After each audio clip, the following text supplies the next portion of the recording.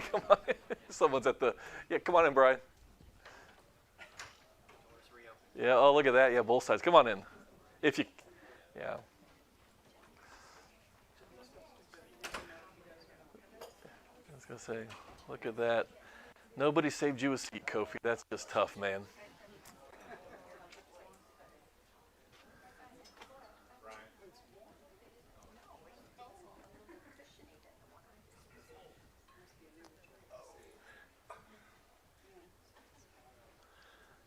All righty.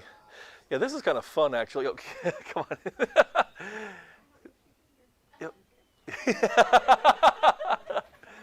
Oh, yeah, keep coming.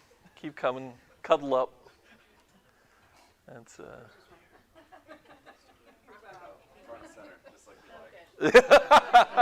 literally the seat. Yeah, wow. Your head will be on the camera now, too, Jen, just so you know. That's yeah. All right. All right, yeah. And there's still the corner seat if anybody wants the corner seat with Matt. We can move the, put your tray tables up and your seats in upright position. And all right. All right, come on in. You can. Come on, Amorites. And I think they've started the live stream right now, too, so this is great. People at home are wondering what in the world's going on. Yeah, that's good. Yeah. Your seat was just about gone. She's going to give it away. Oh, that's funny.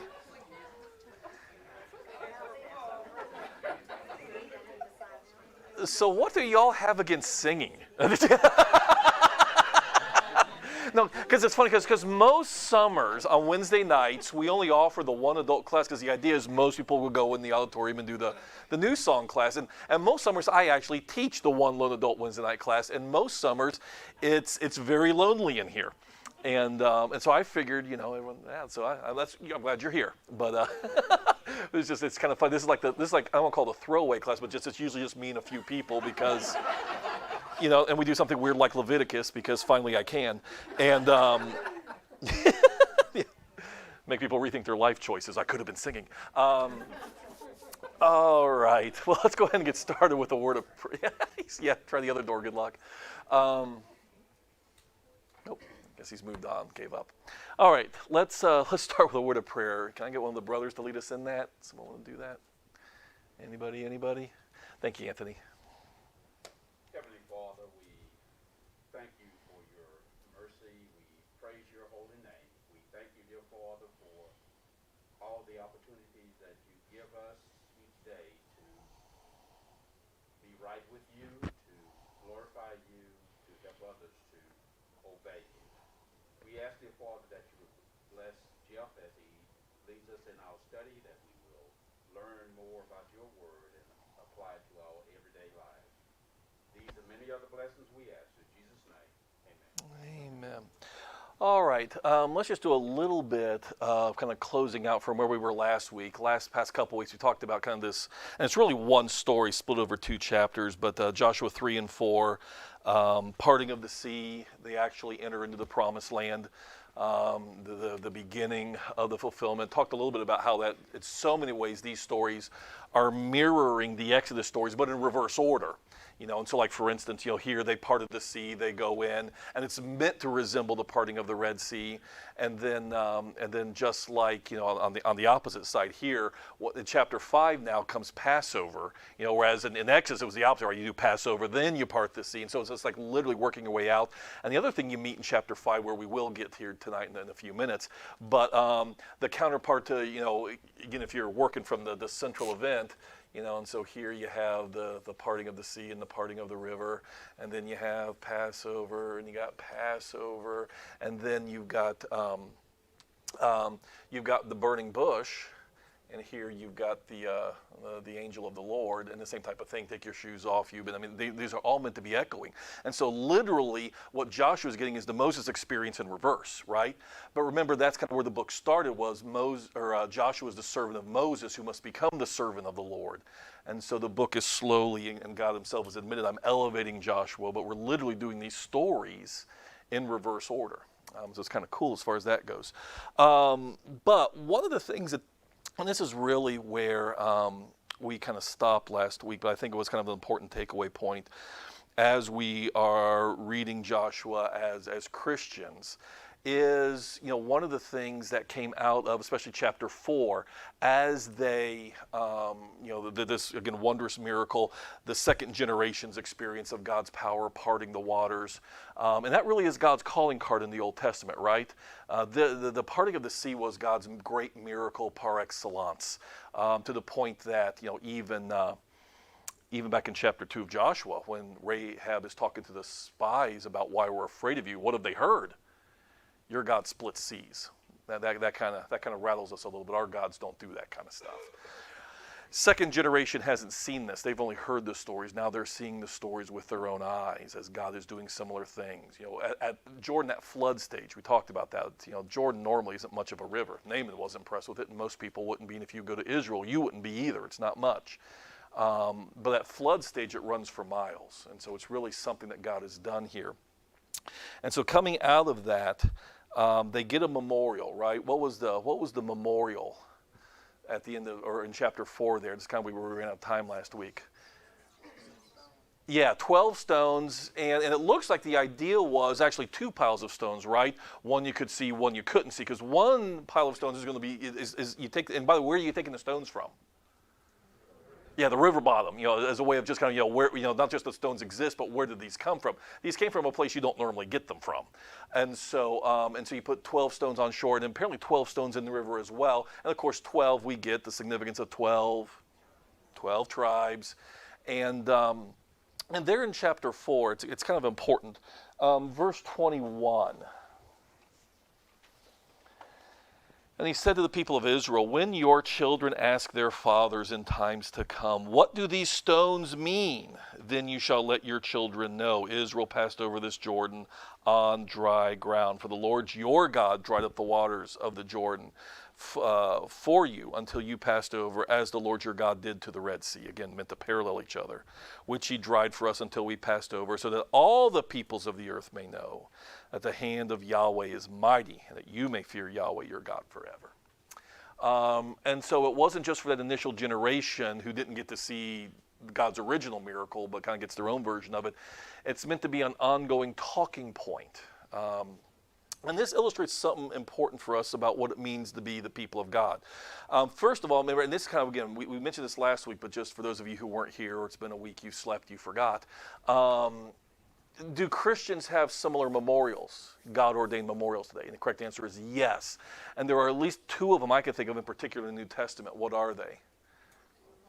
The Lord's Supper, that's the obvious one, right? We do that every Sunday. We do the Lord's Supper, and we will gather on the table, and we will tell the story in some way, shape, or form of what we are doing. Now, this is not just, merely bread and grape juice, just like these aren't merely rocks, but there's a story behind how we got to this point and what these things mean. And so we tell the story. What's the other one? Baptism. Yeah, we talked about that last week. Yeah, baptism. And is baptism a storytelling as well? According to Paul, it is, right? You can look at it in one way in terms of a transaction. It's where our sins are washed away, and that's true. But Paul also says it is a reenactment of the actual death, burial, resurrection of Jesus, so that the act itself is an acting out of the Jesus story, right? And so we get that. Both of these in some ways then memorialize crucial aspects of our of what it means to be a Christian. And why that matters is this. When it comes to passing on the faith to our children, those of us who are parents, those of us who are grandparents, here's the thing you got to understand. Being a Christian, just like being an Israelite in the Old Testament, is not simply a matter of doing the right things. It's not simply a matter of being moral. It's a matter of acknowledging what God has done as actually having happened in the past. Some of you, we talk about this from time to time. I bring this up in other classes, but I think it's a really crucial point. So many of us think that being a Christian is, I don't sleep around, I don't get drunk, I don't lie, I don't steal, finish out the list. But the problem is, could you do that and be a Muslim? Could you do that and be Jewish? Could you do that and be Buddhist? Or some other Eastern? Yeah. So what makes a Christian a Christian? There's got to be something more of it than just, I don't sleep around, I don't get drunk, I don't lie, I don't steal. What makes a Christian? What made an Israelite an Israelite? What God has done for you, right? What does Paul say in 1 Corinthians 15? If Jesus has not been raised from the dead, what? Your faith is pointless. If the history is not underneath this, if the story is not true, then the morality means nothing. Paul even admits this, you might as well eat, drink, and be merry because tomorrow you're going to be dead. So you might as well squeeze whatever enjoyment you can while you can, because if there's no story here. And so part of what we've got to pass on to our kids is not just they shouldn't be sleeping with their girlfriends or getting drunk at parties on the weekends. What we've got to pass on to our kids is the things that God has done. It's always been part of what it means to be the people of God. You go back to the Old Testament as a starting place for that. Multiple places, when God first establishes the Passover, both in Exodus 12 and Exodus 13, he anticipates a time when your children come and say, what mean these things? What are you going to do? Tell them don't sleep around and don't get drunk? No. What are you going to do? You're going to tell them what God did to save you from your sins, i.e. deliver you from Egypt in the metaphor of Old Testament Israel, right? Same thing here, Joshua 4. Your sons are going to look at the stones and say, Dad, what does that mean? You tell them not just the moral expectations of God, but you tell them what God has done. I think one of the challenges we have, and maybe sometimes why our young people struggle a little bit in making their faith their own, is we've impressed morality, but the morality doesn't make sense. There's not a motivation if you really don't believe that there's a God who does things beyond all that you can ask or even think underneath this, right? Makes sense? And one other aspect of this is, and this is something the Bible itself demonstrates, is that you will never actually live the moral life the way God intended it if you don't know the story. And again, I think I can think of no better example, just because it's easy, I think, to see this in the text, but also it's extremely relevant to our own time, than marriage, divorce, and remarriage, when Jesus teaches on this in Matthew 19. You remember, the Pharisees come to Jesus and say, can a man divorce his wife for any reason? And they cite to Jesus Deuteronomy 24, but Moses commanded divorce, and there's some stuff they quoted Jesus from Deuteronomy 24. And so technically, yes, Moses did permit a certificate of divorce, and there were some stipulations, some corollaries, but yes, Moses, as Jesus reminded them, didn't command it, he permitted it. Big difference in word choice there. But how does Jesus help them figure out the right way to read even Deuteronomy 24? Does he give them another command? Not exactly. What does he do? Have you not read the story of the beginning? And if you understand when God made male and female and so forth, is what Jesus is basically saying. If you knew the story itself will answer the question of how we apply what Moses is talking about, right? Because back in the garden, if Eve had wanted to divorce Adam, who's she leaving him for?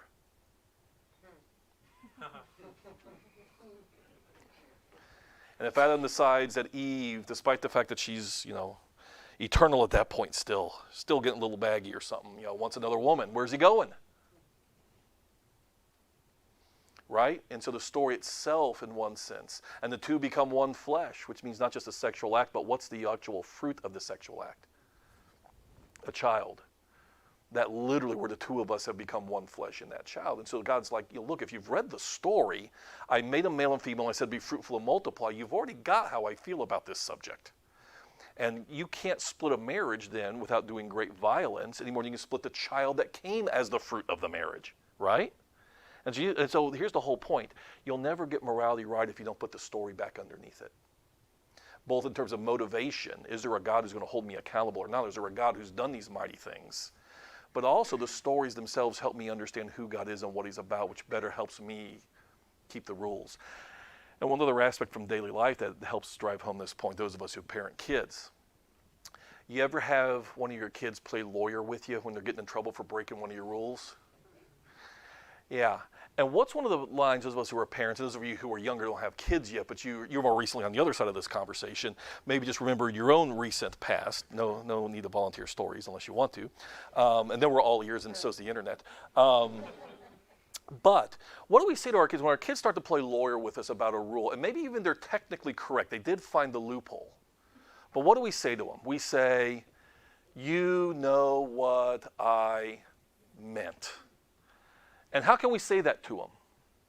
Because there's this history that we have, the family story of what we're about as a family and how mom and dad act and think of what our goals and purposes are, that the child should have known just on the basis of our life together, our family story. When I say don't do this or do this, I shouldn't have to go through and list all the I shouldn't have to work overtime to close all the loopholes that are possible. If I've given you the instruction in the light of our family story, you know what I meant.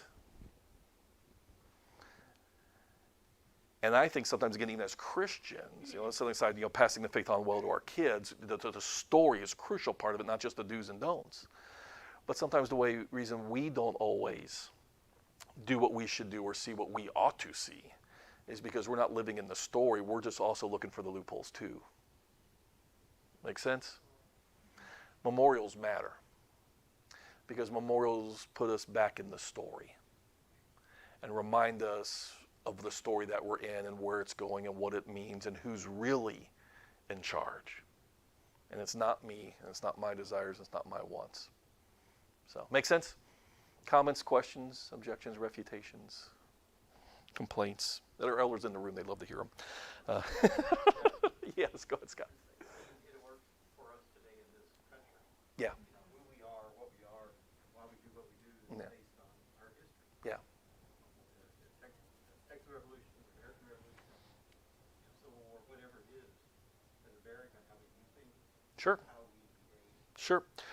That's right. We forget that in so many ways, and part of why we live in complicated times is because there's a very real sense in which we as a country are renegotiating what stories we use to make light of who we are and where we're at, how we got here, and where we should go forward, right? And so that is a very big part of the argument in this country right now, is what stories will we use as the master narrative to make sense of ourselves as a people.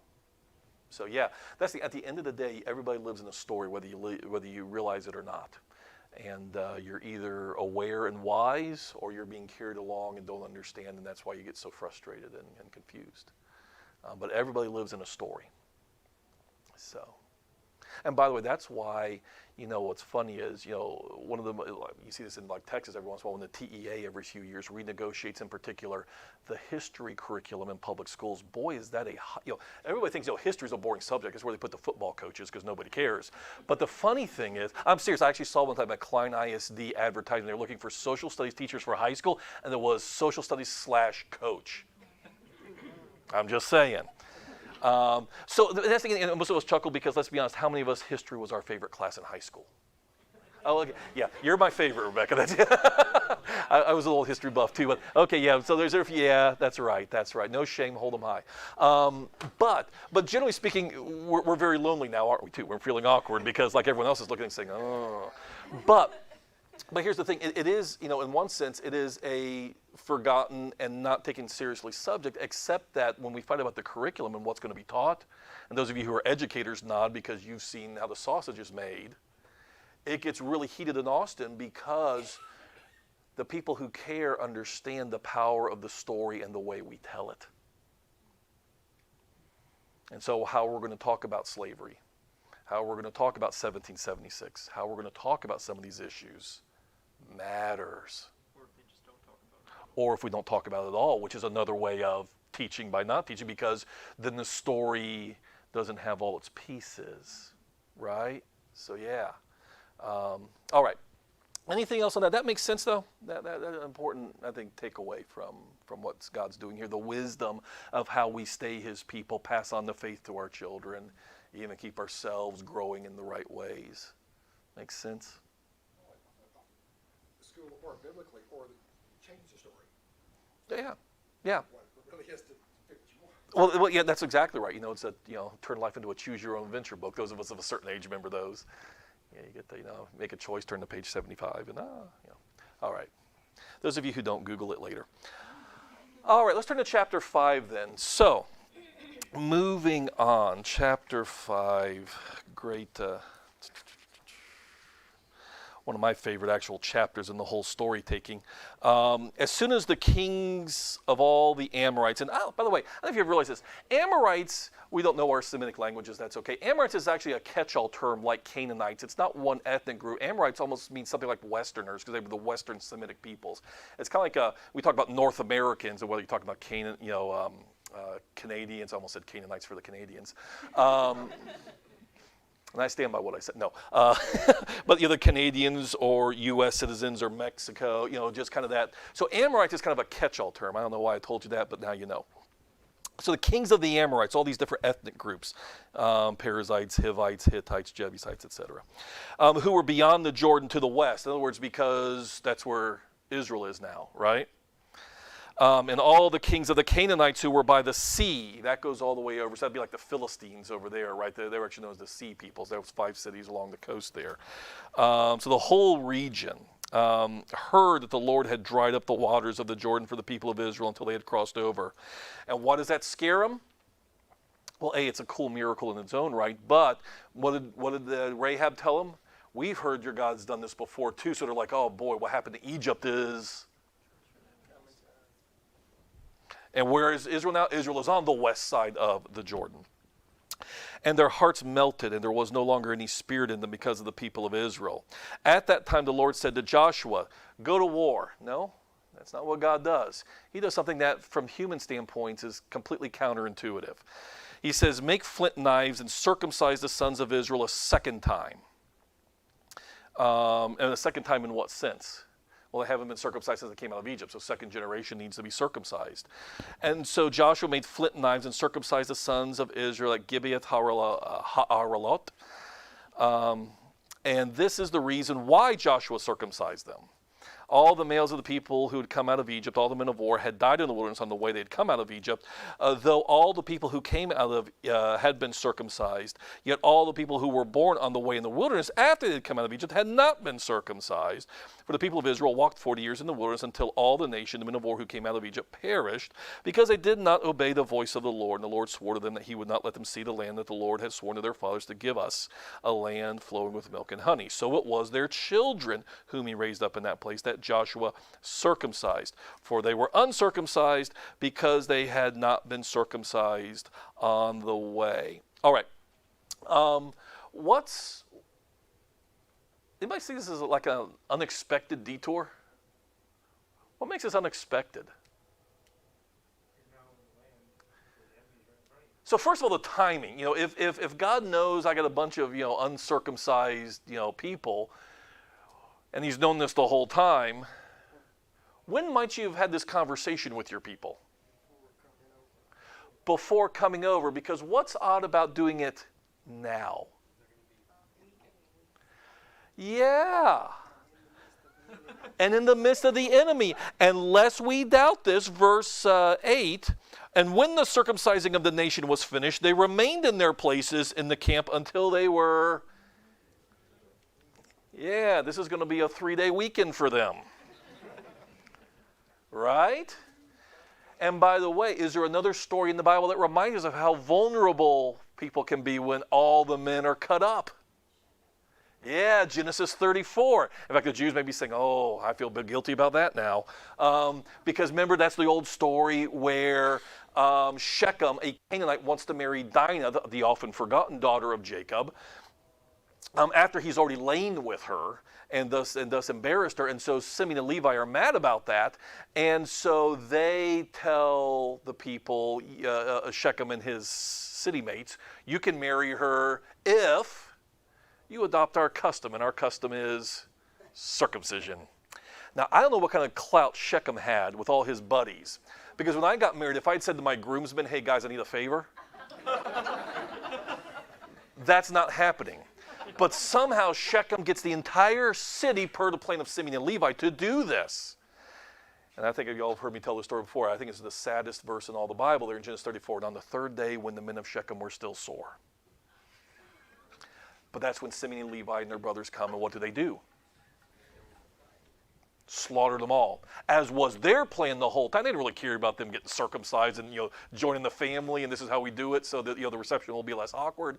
By the way, no more hot dogs. No, no, that's not. It was about making them vulnerable so they could slaughter them. So here we are now, and we're sitting in the midst of a very agitated Canaanite populace, and God says, "Oh, by the way, before we do anything else, now." Let's all get out our flint knives and let's circumcise everybody.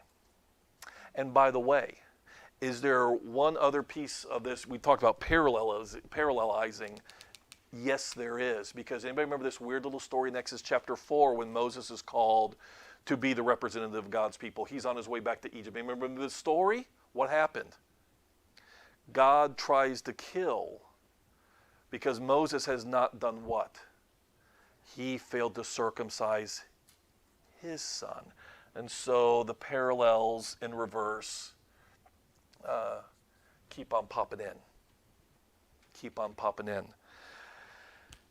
Now, Anthony, you had a hand or something there.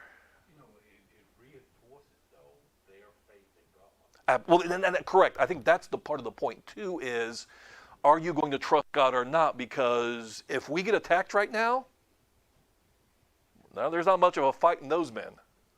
So and I think that's why God did it.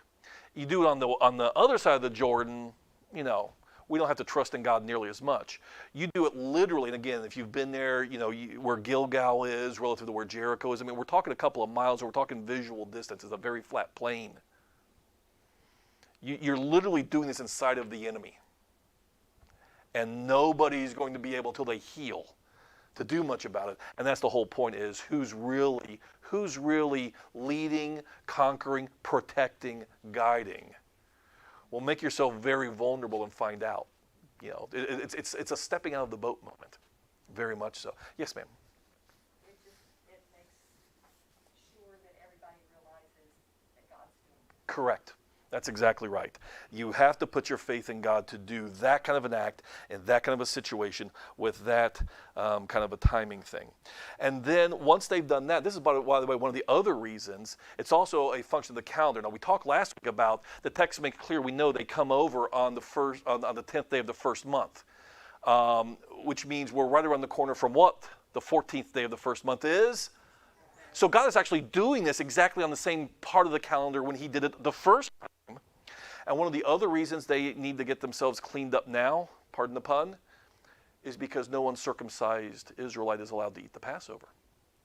Which also makes you wonder about what else then have they not been doing? Is there any record from keeping the Passover in the wilderness? Well, that, by the way, will that be something that becomes part of Israel's ongoing history? Yes, it will. You read in the historical books, Hezekiah's day, Hezekiah, among his other reforms, has them keep the Passover. And what's the text tell us? It's been a long time since they did the Passover. Memorials matter. You ever wonder if maybe they were more devout about their memorials and what they were for and keeping them when they were supposed to and telling their children about it? Maybe they wouldn't have had the history they had. And so, part of why also the timing then, besides a faith moment, is if we're going to do the Passover in a couple days, we need to actually be properly prepared to do it. And so also they circumcise them. And verse 9 summarizes it as well. The Lord said to Joshua, today I've rolled away the reproach of Egypt from you. And that's why they call the name of the place Gilgal. Because in Hebrew, the word Gilgal, and that's just transliterated from Hebrew, but Gilgal sounds like galal, the verb for rolling. And so it's a little bit of a pun intentionally. So in their language, they get the message. The rolling away of the foreskins, the rolling away of the reproach is the idea. And stop and think about it. In what sense is being uncircumcised a reproach of Egypt?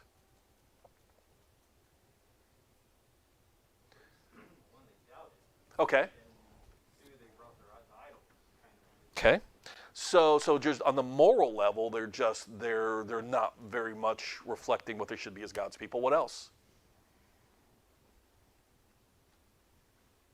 You represent sin. Say again? You represent sin. Yeah, I mean, yeah. Yeah, and this goes back even before the law of Moses. What's the quintessential mark that you are one of Abraham's people?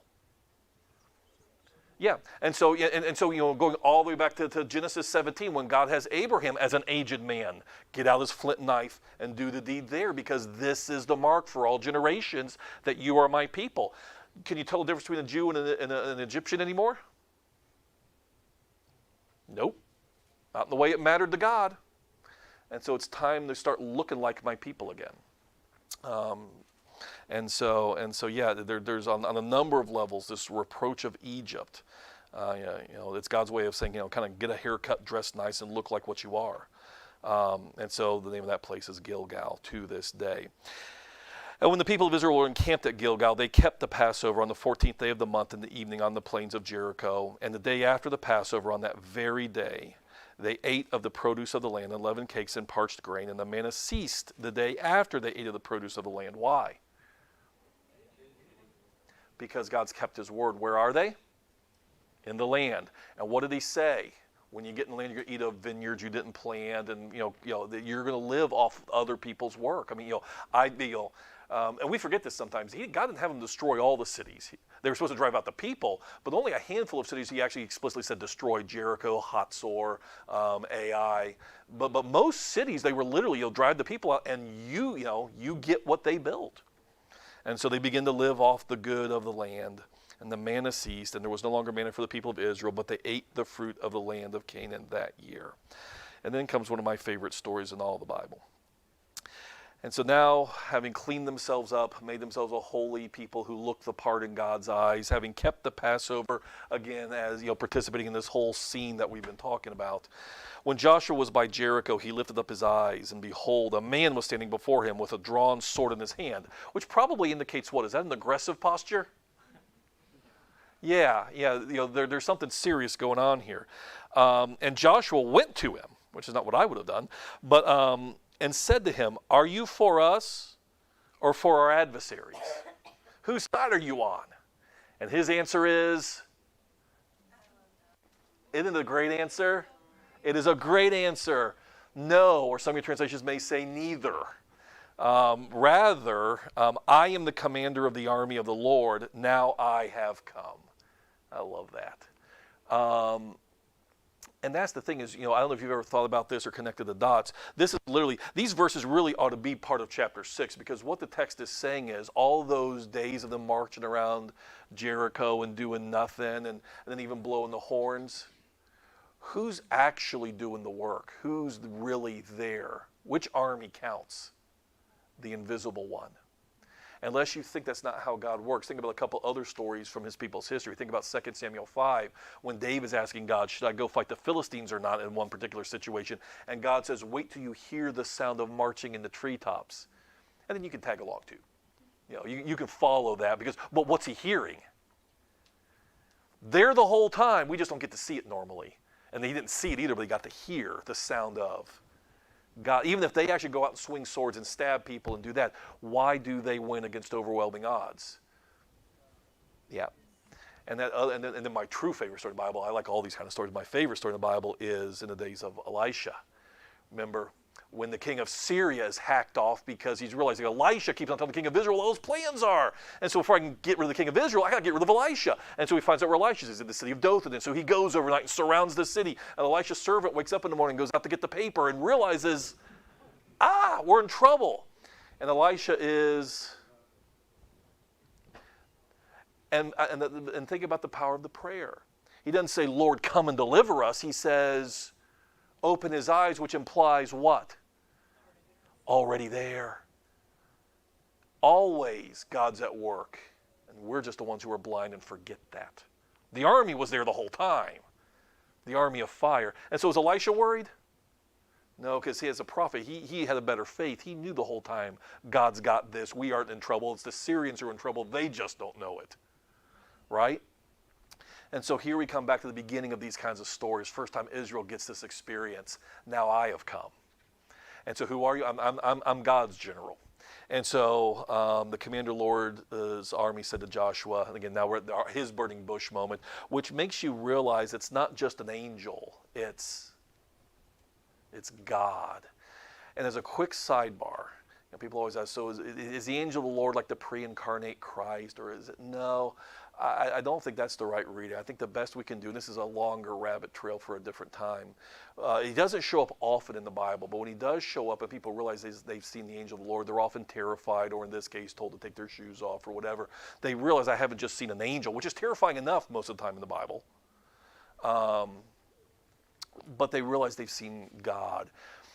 And the best I can do with it is I think the angel of the Lord is an Old Testament way of saying that God dials down the wattage so that he can be seen, but not as he truly is. But angel is not a magical word of always just a type of creature. An angel is just a messenger.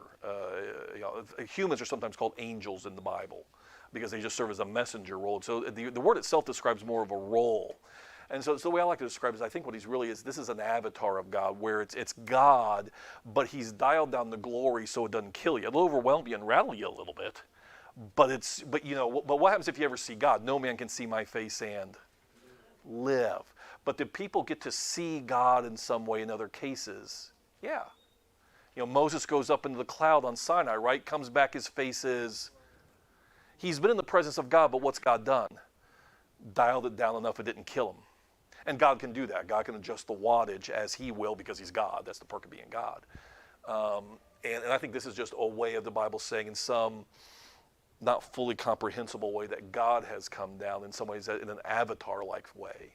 And he's doing what he does. Now there was a hand, yeah, Jared. Yeah, just pointing to that, he accepts his worship. Yes. Usually they get rebuked. That's right. Exactly right. Yeah, normally if an angel, and a classic example is the book of Revelation, when John falls down in front of the angels that's guiding him around, and the angels, you're going to get both of us in trouble, don't do that. Angels refuse to accept worship, unless you're Satan. And then he actually encourages you to bow down. But anyways, the power of this particular story, even for the people of God, don't ever think God's on your side, right? What's the real takeaway here? Are you on our side or their side? And he says, that's not how this works. And that is such a necessary reminder for us today. I think as well, especially where religion and politics have mixed in such toxic ways in our culture. There is no such thing as the right side of history, folks. Talking about a Christian nation, that's not how God looks at this. Quit thinking that God's on the Republican side or the Democrat side. Do different parties in their positions have moral implications? Yeah. But the truth of the matter is, on the day of judgment, do you think there were Republicans in the House of Representatives that are going to hell? Do you think there are Democrats in the House of Representatives that are going to hell? So maybe this is a nonpartisan issue. And we need to remind ourselves of that sometimes. But the truth of the matter is that God cannot be put into a box. Just as what happened when God became flesh and dwelt among us. The truth of the matter is, did he get after the liberals, the Sadducees? Yes, he did. Did he get after the conservatives, the Pharisees? Yes, he did. At the end of the day, what did everybody want of him? Everybody wanted him dead. Because nobody's views escaped critique. Because God is not on anybody's side. He's on his side, and your job is get where he's at. And getting where he's at will almost always break up the lines that we have drawn in our little sandbox of life. Make sense? Some of you, I've read this before, but I still, probably the last politician in this country's history who got this was Lincoln, who in his second inaugural address, literally given 6 weeks before he was assassinated. They did their inaugurations back in the spring, back in those days. They didn't have, internet and instant news access. It took a while to send all the ballots in, count them, send them, anyways. So they used to do it back in March. He gives this speech in March. He's dead in April. The Civil War is just about done. Lee has not officially surrendered the Appomattox yet, but everybody knows we're in the mop-up stage. It's over, and so the North is going to win. And of course, there were some, and unfortunately, with Lincoln being dead, Andrew Johnson was one of them who wanted to pay back hard on the South, and thus the Reconstruction went the way it did. But Lincoln was of a more magnanimous mind. Obviously, through the war, both sides claimed God and the Bible were on their side. You had Southern pastors and preachers claiming, passages that justified the South's cause. You had the same thing going on in the North, but Lincoln would have none of it. Lincoln would have none of it. Let's see. For sake of time, because the bell's going to catch us, I don't think I have time to read it all. The whole thing's worth reading. It's not that long. but I am going to pick up with here. Each side, in other words, north and south, each side looked for an easier triumph and a result less fundamental and astounding. In other words, either north or south thought it would be this devastating as the past 4 years have been. Both read the same Bible and pray to the same God, and each invokes his aid against the other. Everyone thinks God's on their side. It may seem strange that any men should dare to ask a just God's assistance in wringing their bread from the sweat of the other men's face, but let us judge not, lest we be not judged. Yeah, South's got their sins, but let's be honest, we Northerners do too. The prayers of both could not be answered. That of neither has been answered fully. The Almighty has his own purposes. Woe unto the world because of offenses, for it must needs be that offenses come, but woe to that man by whom the offense cometh. If we shall suppose that American slavery is one of those offenses which in the providence of God must needs come, but which having continued through his appointed time, he now wills to remove, and that he gives to both North and South this terrible war as the woe due to those by whom the offense came, shall we discern therein any departure from those divine attributes which the believers in the living God always ascribe to him? Fondly do we hope, fervently do we pray that this mighty scourge of war may speedily pass away. Yet, if God wills that it continue until all the wealth piled by the bondsman's 250 years of unrequited toil be sunk, and until every drop of blood drawn by the lash shall be paid by another drawn with the sword, as was said 3,000 years ago, so still it must be said the judgments of the Lord are true and righteous altogether. We are all guilty, and that's why this war has happened. Yes, the South held slavery, but as I mentioned before, you forget the North profited off it too with the cheap cotton, which they were happy to use in their textile mills. Everybody had blood on their hands, and Lincoln was the rare politician who was willing to admit no partisanship. We're all guilty, and we all deserve what's happened.